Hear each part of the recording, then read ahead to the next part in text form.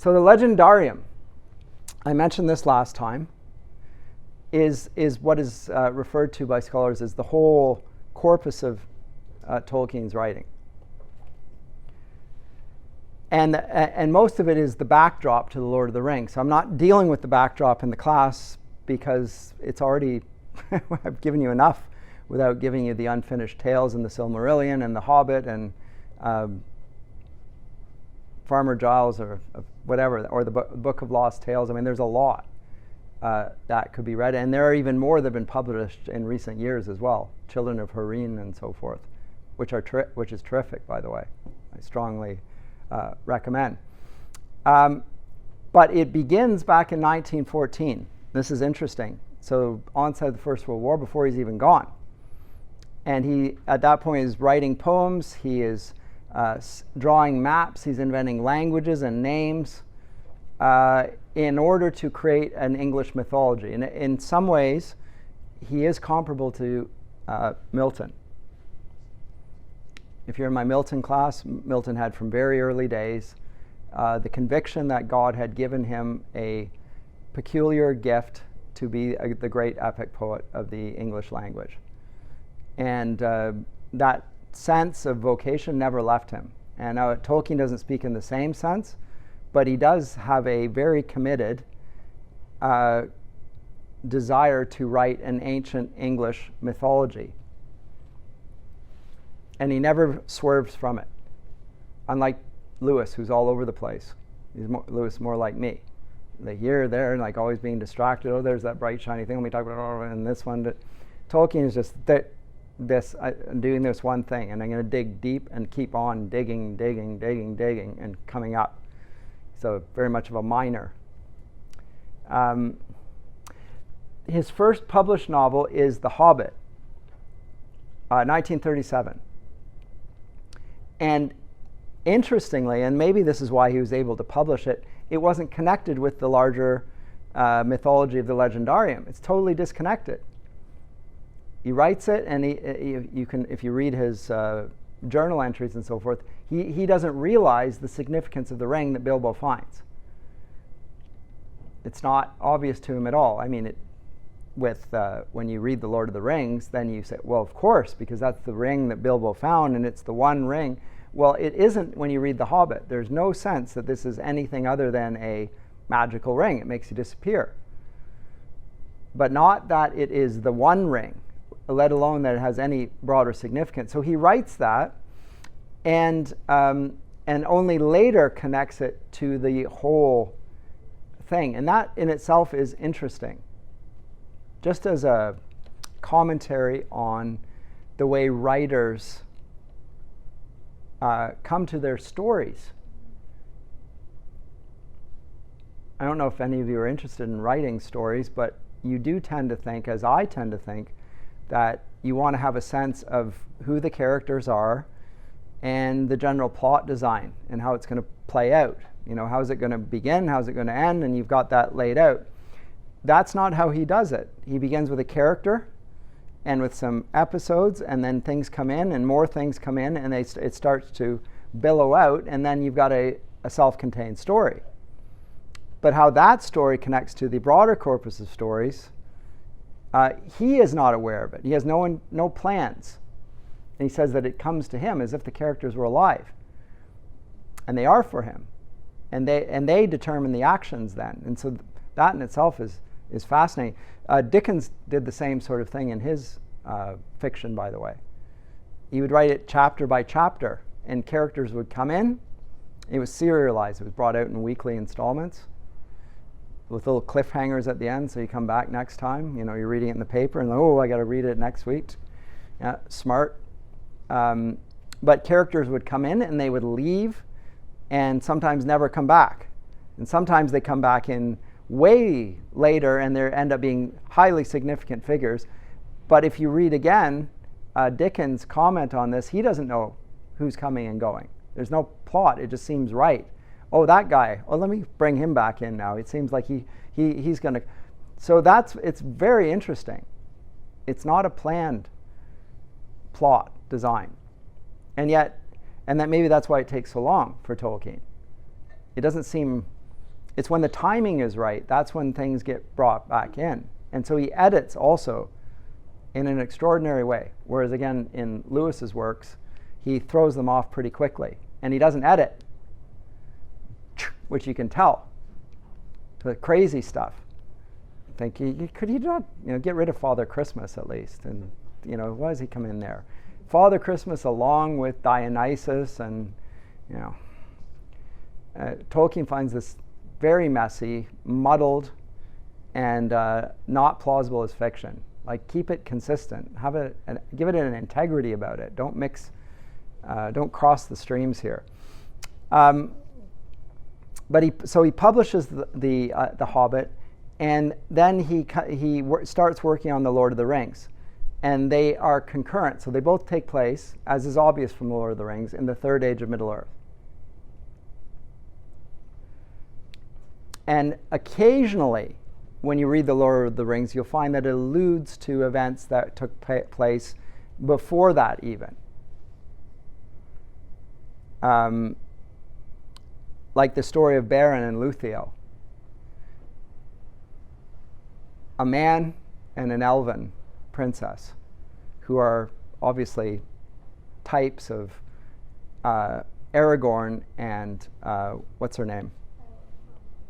Arwen, who in The Lord of the Rings, the actual book, is irrelevant to the plot, by the way.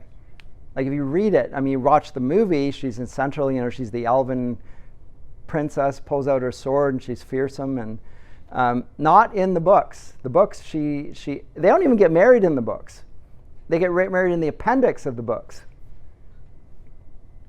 So, you can tell he's a scholar, and you also can tell that he is he's grumpy, and he doesn't want it to be too happy ending-ish. So he's going to stick the marriage of the king and the elven princess, very important. Peter Jackson's film has the two of them then, the city raised up like a heavenly Jerusalem and the bride, and it's wonderful in the scene there and, celebration. Not in the book. It's in the appendix. They get married. They're like, really? That's it? It's a footnote? Okay. And the appendices go on for hundreds of pages again. Just like the maps, hundreds of pages. So it looks like the sort of book that Tolkien enjoyed reading, and certainly Gandalf did, and all the hobbits did, where there's a lot buried in the details, and he doesn't want to make it easy for you. You've got to dig down. And that's intentional. I think he does not want to make it trite or easy. In a sense, he wants to say that there's a story behind the story, and that actually is a powerful literary device for making people love the work. Say, Lewis's meaning is sort of in the story, but not behind the story. Tolkien's always has a sense of there's a layer beneath a layer and a layer. And if you keep digging down, it gets richer and more meaningful. And so that's why I say the Legendarium functions in that way. And the back tales, or the account of creation, is in the Silmarillion. Those don't get published until after The Lord of the Rings has been out for 20 years. So it comes out in 1977, the Silmarillion. And a semi-chronological and also incomplete narrative, really. It's just a story, but not wholly connected up. And then his son, Christopher, publishes unfinished tales throughout his lifetime. And I think I'm not sure if he's passed away now. I'm not sure he has. He has just recently, okay. He was in his 90s, and he was in a state in France where he had, interestingly, these great boars. The boars talked about in various places, but in the Odyssey and so forth, these with the huge tusks, they were on his estate. He wanted to get away from the paparazzi, among other things. And didn't want to be bothered by people asking him questions, which I think is sort of delightfully grumpy. But then I'm old and I like being grumpy, so I appreciate grumpiness on a different scale. It's something that I can aspire to still. My wife shudders in horror. But that the term legendarium is Tolkien's own term, by the way. And he mentions it in 4 letters. And he wants the Silmarillion he sees the Silmarillion as more important than the Lord of the Rings. And I guess you could see why, given everything that we've said, since this leads to that and so forth, and here's the original meaning of things. He writes in 1951 this legendarium ends with a vision of the end of the world, its breaking and remaking, and the recovery of the Silmarilli and the light before the sun. In 1954, he says, actually, in the imagination of the story, we are now living on a physically round Earth, but the whole legendarium contains a transition from a flat world to a globe. So again, he's moving through different ages, but note the ending. There's going to be a breaking and remaking of the world. It sounds very much like the new heavens and the new earth at the end of the Genesis and the book of Revelation, right?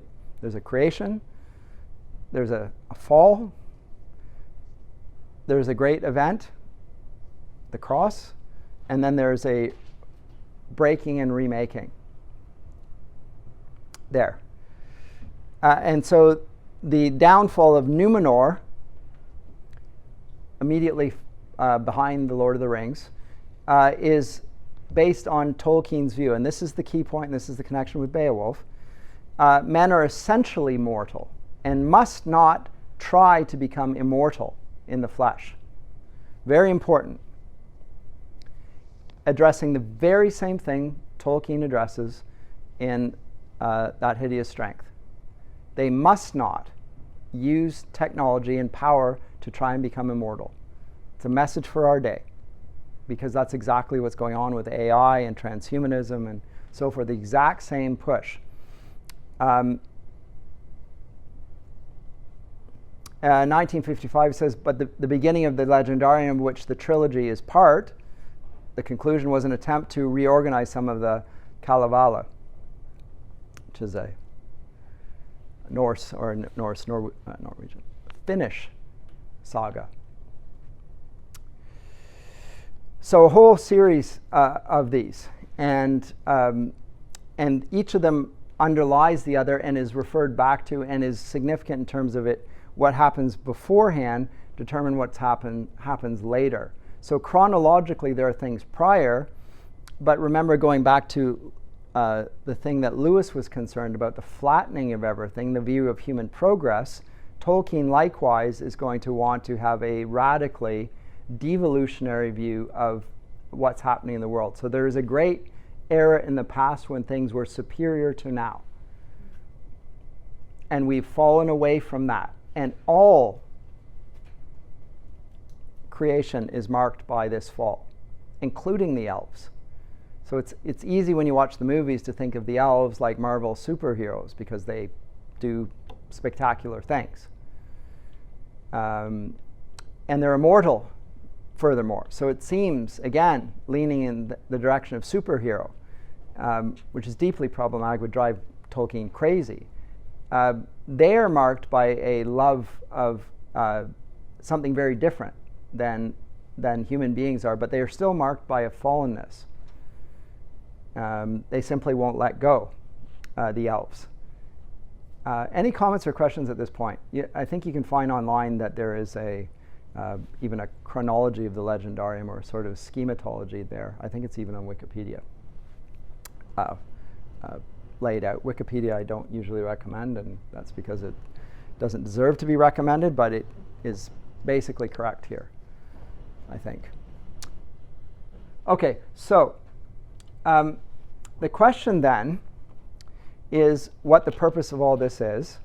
And I want to recommend this book to you, which I think is very good, by Yannick Imbert, From Imagination to Fairy, Tolkien's Thomist Fantasy, because he presents the view, which I am friendly towards, that this is not only a work of fantasy, but it's a particular, and not just a Christian work of fantasy, it is a Thomistic view of fantasy, and it's built in his whole theory of language.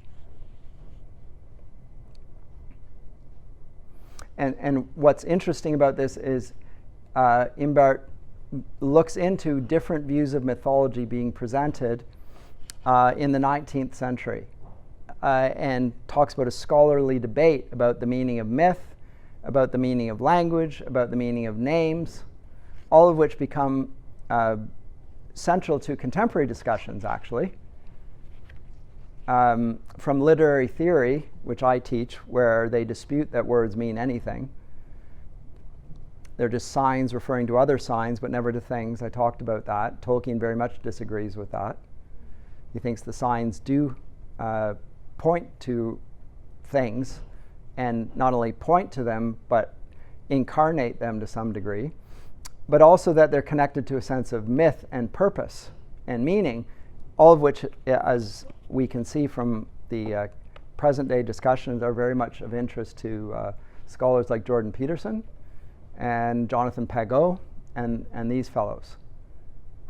Also was of interest to Northrop Frye, the educated imagination and his whole view. So there's a sense of archetypes at work there, and I talked about Joseph Campbell's The Myth with a Thousand Faces and so forth, right? So I think that they're all talking about the importance here of having the right view of language.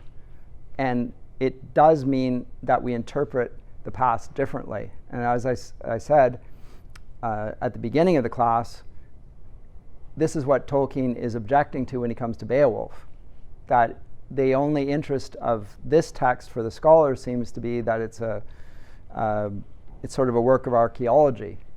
Talks a bit about the times of the age, and it might give us a better understanding of Anglo-Saxon, but they don't really take any interest in the myth itself. And Tolkien very much thinks that the language is connected to the myth, and that both of them have a true meaning that he also wants to bring out in his own English mythology, because that is his aim, is to create an English mythology. So Imbart is one that I can recommend. Actually, there's a whole slew of them. Lots of good little essays in this one. Tree of Tales, Tolkien Literature and Theology. They're collected essays from a variety of authors, some of whom I know, but most whom I've only read and admired from a distance. And then this one also by Paul Cocker, Master of Middle-earth, excellent. I think Joseph Pearce is interesting, although he's more of a popularizer. At least I still think he's good. I also like Tom Shippey, very interesting, and an Anglo-Saxonist who knew Tolkien personally, and is very helpful in pointing out the etymologies of his words and how his use of words are derived from Anglo-Saxon words, so he brings that to our attention. Very, very helpful. And as far as biographies, well, there's countless biographies there, but I actually like Humphrey Carpenter. I think he's good. He writes on Tolkien. He also writes a biography of the Inklings. He even writes one of Lewis, which I don't like. I think he doesn't get Lewis. But when he wrote it, I met him at a pub, by the way, called The Perch in Oxford. Anyway, never mind. I don't think he was a Christian at the time, but I think he became subsequently. It was very interesting to write a biography of these two men and their circle, and yet not understand or appreciate that aspect of their lives, and then eventually to be drawn to the point where he, again, expressed Christian faith. Very, very interesting. So I recommend those books. Let me read a bit from Shippey here. And this is on literature and language. It's chapter 1. It's called Old Antipathies. And these are the words of the review of The Lord of the Rings when it was published. This is not a work that many adults will read right through more than once. With these words, the anonymous reviewer for the Times Literary Supplement, 25th of November, 1955, summed up his judgment of J. R. R. Tolkien's The Lord of the Rings. It must have seemed a pretty safe prophecy at the time, for, of course, very few adults or children read anything right through more than once, still less anything as long as The Lord of the Rings. However, it could not have been more wrong. This has not stopped critics continuing to say the same thing. 6 years later, Philip Toynbee in The Observer voiced delight at the way sales were dropping. 6 years later. He's delighted the sales are dropping. And what does he say? Most of Tolkien's more ardent supporters were beginning to, quote, sell out their shares in him, so that, quote, today these books have passed into a merciful oblivion. And 5 years later, The Lord of the Rings has published 1 million copies in the United States, and the wave has never stopped at that point. Very interesting. Shippey says this: the point is not that reviewers make mistakes, something which happens too often to deserve comment. It is that they should insist so perversely in making statements not about literary merit, where their opinions could rest undisprovable, but about popular appeal, where they can be shown up beyond all possibility of doubt. Matters are not much better with those critics who've been able to bring themselves to recognize the fact that some people do like Tolkien. Why is this, quote, balderdash so popular? Edmund Wilson asked himself in The Nation. And he quotes there. He says that basically his opinions should represent the reader's opinions. And the readers, unfortunately, disagreed with him, so it's a funny old we. It's the royal we without anything behind it. And I noted this last time about the tendency of the reviewers to disparage not only Tolkien, but his audience, and be appalled that they should find merit in something that the critics themselves don't want to find merit in. So here's the question. What is it about The Lord of the Rings that appeals to the one and breathes loathing in the other? Because that's what it is. It's contempt. What is it that breeds the contempt and the hostility and the wish that it would go away? That's an interesting. It's not the fact that they have different opinions, but why is it that the hostility is so strong?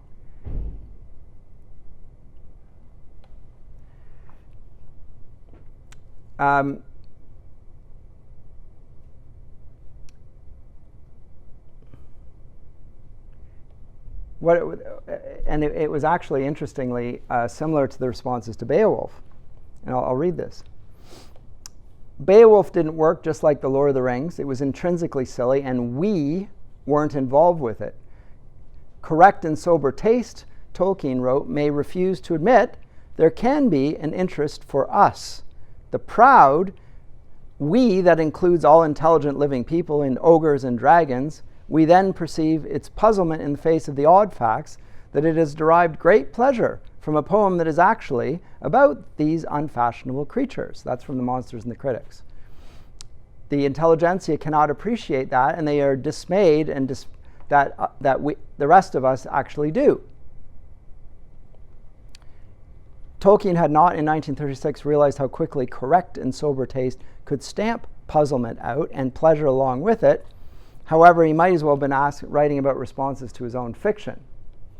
So the same hostility towards Beowulf, which he criticized in The Monster and the Critics, was also there in his own fiction, which in a sense is a demonstration that he's following the same path in writing The Lord of the Rings as he was when he was defending Beowulf as a great poem. So if you like The Lord of the Rings, you will like Beowulf, I venture to say. And I do. And so it's interesting that there is such a discrepancy there, and that there is a connection there between literature and language. Remember I said that Lewis and Tolkien faced in-house in the Oxford, amongst the university faculty in English in Oxford, a desire to stamp out the desire for language as a component of literature. They just wanted to teach literature without the language. The old guard, Lewis, Tolkien and company, insisted that the literature come out of the language. So you have to study Anglo-Saxon. Requirement to do that. And the others said, absolutely not. Let's move on to more interesting and exciting things.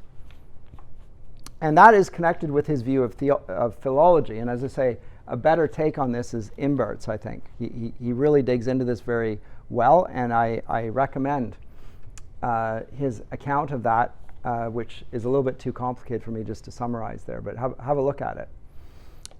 But he is weighing in on a philological matter of what the connection between the word and myth is.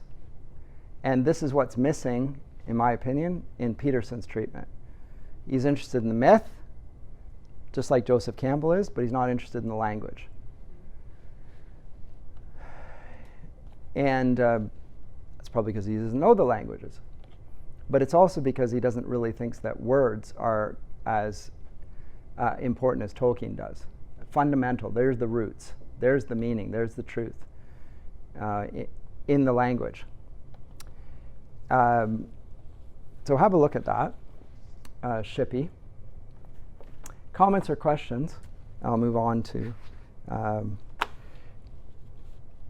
the beginning of this. Oh, I wanted to talk about the supernatural. I did talk about this a bit. I should say one thing. When I started reading The Lord of the Rings, I was in my 30s. I was doing my PhD. I don't know how far into it I was. But I was doing everything but work on my PhD, obviously, because I'm reading Lewis and Tolkien for the first time with great interest. Actually, The Lord of the Rings, when I opened it up, I almost put it down because it started concerning hobbits. And I was so annoyed. I didn't care about hobbits, and I thought, what a crazy way to begin a book, writing this study of a group of beings that I wasn't particularly interested in. And that was after I'd read The Hobbit, by the way. So I'd read The Hobbit, I was interested enough in hobbits, but then I didn't want to know enough about hobbits to take 30 pages to read about concerning hobbits. And I as I say, I almost put it down and thought, no, it's got to be better than this, and then it did. So once you get into it, then I found it was like a roller coaster, where you're going up and up and up and up and up, and it's like, oh my goodness, this is as slow as you're ever going to get to the top. And then you hit the top, and then it goes down, and I could not put it down. It just went. I'm not sure how much I slept. I finished it within a couple of days, the whole thing, because it was just, I could not put it down. It was compelling.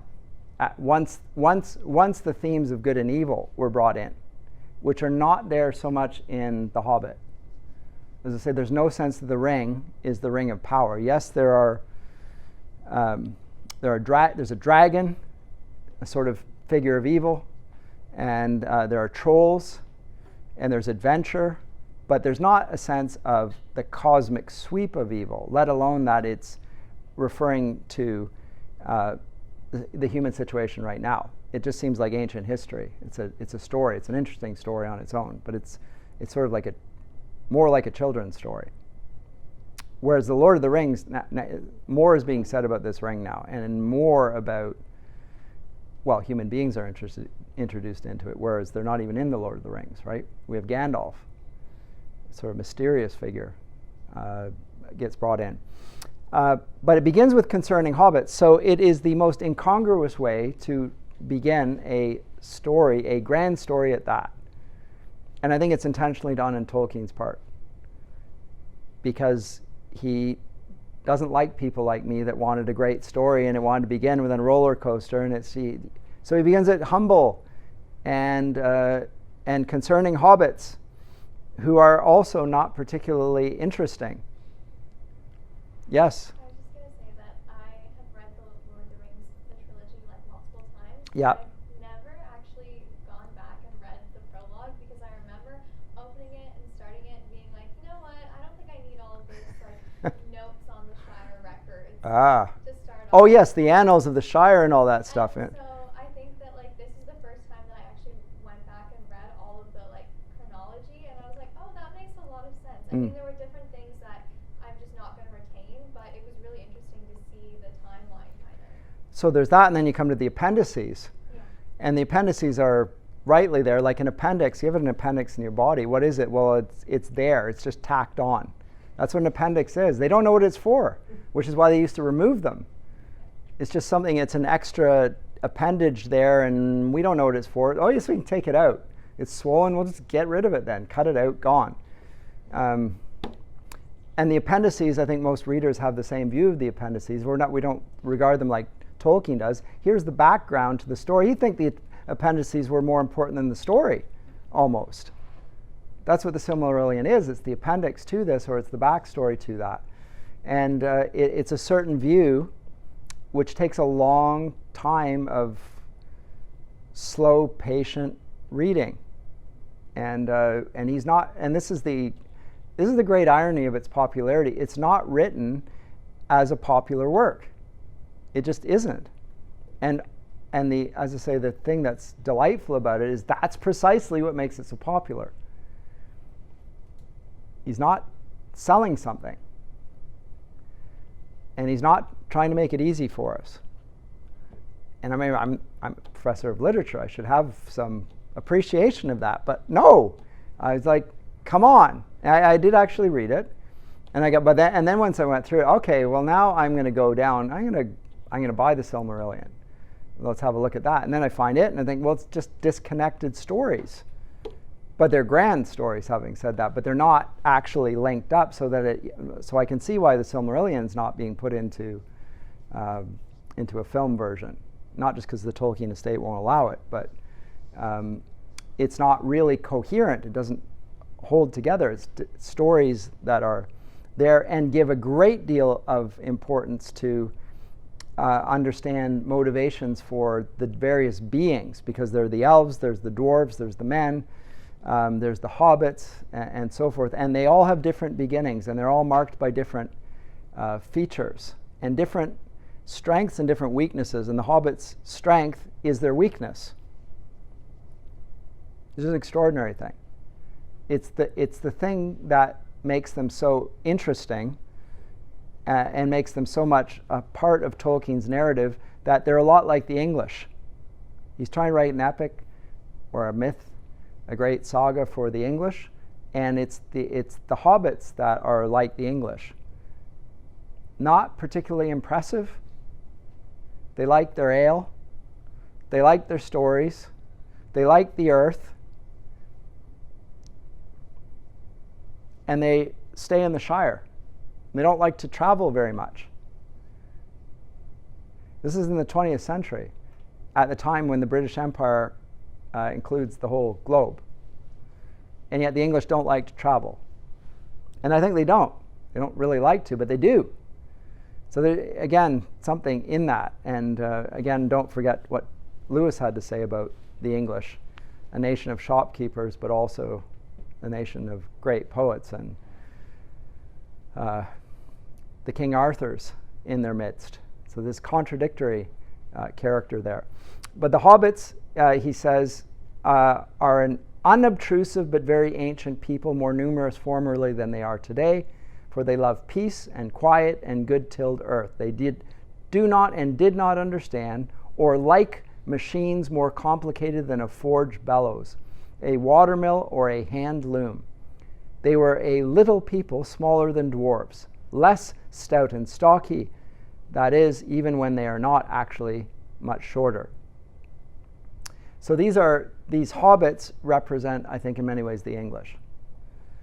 And for the purposes of The Lord of the Rings, the Shire is an area where good and evil seem to be things that are taking place elsewhere. The battle of good and evil is offshore.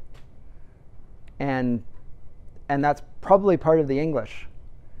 The benefit of being on an island is that your enemies really are at a distance, and it's very difficult. Napoleon, when he conquered all of Europe, did not conquer Britain. He had plans to do it, a sort of armada of his own sort, never managed to do it. So did Hitler, for that matter. Never happened. And so there's a sense of being insulated from the world that comes with being on an island. It's probably the same in Newfoundland. God's own country, right? That's right. The green earth, yeah, and all that. And there's a sort of a delight of language and an ease of life and a joy and so forth. And a sense that people delight and make fun at the same time, right? And I think that's how Tolkien sees the English. And it's certainly how he sees the hobbits. But that's how he begins a grand story of a cataclysmic battle between good and evil that will include all races, is right there in the Shire. And it comes about by means of an event that Tolkien himself didn't plan, which is the discovery of the Ring of Power by Bilbo, which now gets brought into the plot. And it's not just any old ring. You know, where's that ring? Oh, it's just over there. And he does have a sort of, it's in his pocket, and there's something about it that has an effect on him, but he has no idea what it is. And so there's a lurking evil gets brought into your midst in a very incongruous fashion. You're oblivious to it, and yet you're not immune to it.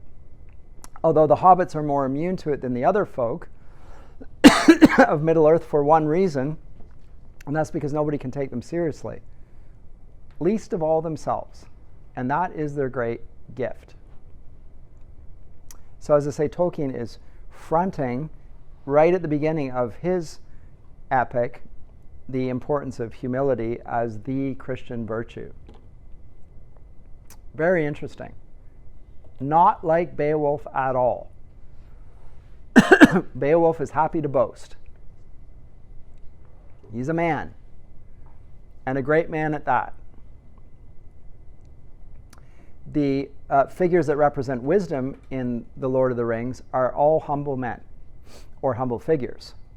And amongst them you can include Aragorn, and you can also include a figure which I think is very unfortunately portrayed in the Lord of the Rings movie, Faramir. Faramir is the wise brother. Boromir is the bold brother. Boromir is the fool, just like his father is a fool. He loves his foolish son because he's like him. Aragorn knows better, and so does Faramir. Faramir lets the hobbits go, right? Because he recognizes that power is seductive and will corrupt anyone, including him. And therein lies his wisdom. Who else is wise? Well, Galadriel, who also won't take the ring, even when it's brought into her grasp, and when it's offered to her, she won't. And she desires to have it, but she won't take it. Likewise, Gandalf is offered the ring by Frodo. He won't take it. He's afraid of it. He's afraid of himself. This is the interesting thing about the ring. It is an implement, and you could, and early critics mistake it as a criticism of technology, or even the atom bomb. Some see it as a symbol of the atom bomb. I think it's an absurd reading, for the one reason that what is problematic about the ring is what it does to the person within them. And the nuclear device is not that. The characters who are wise are fearful of themselves and what it will do to them and the way it will master them. That's the danger of the ring. So it begins in the Shire, and the story really starts to take on legs when it's discovered that this is not any old ring that has been bequeathed to Frodo, but some sort of magic ring of immense power. And we're not even quite sure immediately that it is the One Ring. There's a slow unveiling of that. And again, Tolkien's very artful in this. And that's also helpful, that the way he does that, and that, I think this creates the suspense, is because even the wise figures, like Gandalf, don't know. Even when it's in front of their faces, they don't know. And when they do find out, well, then that's when the roller coaster ride begins. Because it's not only that they discover it is the One Ring, but that Sauron has found out that they have it and where they are. And they're coming to get it. And they're coming to get it with the riders, the 9 riders, the Black Riders. And that's an extraordinary passage. And the portrait of evil there in the figures of the 9 riders is theologically freighted. I'm going to spend a class talking about good and evil as it's portrayed in The Lord of the Rings, so I don't want to spend too much time on that. But it's significant that they are black riders, and it's also significant that they are cloaked and to some degree connected with shadow. All this will be a portrait of evil that's connected again to Tolkien's Thomism. Not just Thomism, it's Christian Theology 101 actually, but certainly is presented there as well. And what is interesting then about that story is what they conclude at their one council in Rivendell. So after they get to Rivendell, which takes them a great deal of time, and confrontation with evil, which does not leave Frodo unscarred. Remember, he has the blade, the Morgul blade, stuck in his shoulder and broken off. And the effect of it is to bring him into the realm of shadow. He becomes like the 9. We learn that the evil that it does is not really like poison. It's more of what it does to the soul. And what it does to the soul is enslave it, so that he can't resist Sauron's will. And will eventually bring the ring to Sauron, willingly as a servant. When I say willingly, without any will left of his own. Will have to do it, will be compelled. So it's not there to, the blade's there not to kill him, but to subdue him. And there's something in that of Tolkien's understanding of what evil is, which is a conformity of our will to evil and a willingness to cooperate with evil. That itself is evil. So the importance of resisting it, Gandalf says, never put on the ring. And then he puts on the ring multiple times. And he does it for reasons that you and I would put on the ring as well. I'm about to die, gone, can't see me, right, out, right? What would be worse? Well, I'm about to die, I may as well put on the ring.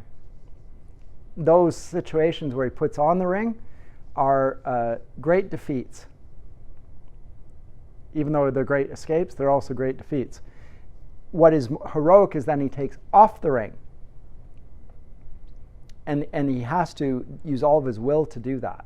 So there's something about the seductive power of the ring. Remember, it renders the individual who puts it on invisible. At the same time, they are visible to Sauron. And they are visible to the 9 riders. But they're invisible to the Uruk-hai and men and those who aren't part of that spiritual world, but are rather part of the physical world.